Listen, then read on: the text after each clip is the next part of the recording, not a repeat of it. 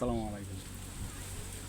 আশপাশে তাকিয়ে দেখবেন মানুষ টুকটাক ভালো কাজ করছে, ভালো কাজ করার চেষ্টা করছে কিংবা ভালো কাজ করার আগ্রহ আছে।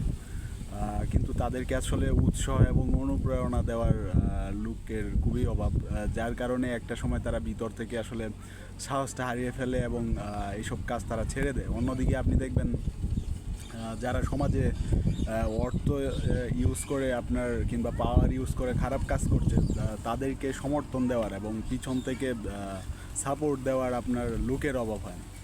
আর এখানেই হচ্ছে যারা খারাপ কাজ করছে তারা এগিয়ে যাচ্ছে, আর যারা ভালো কাজ করছে তারা আসলে পিছিয়ে পড়ছে।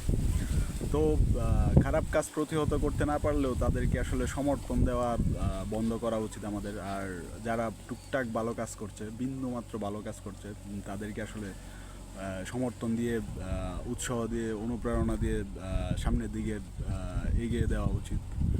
অসংখ্য ধন্যবাদ সবাইকে। আসসালামু আলাইকুম।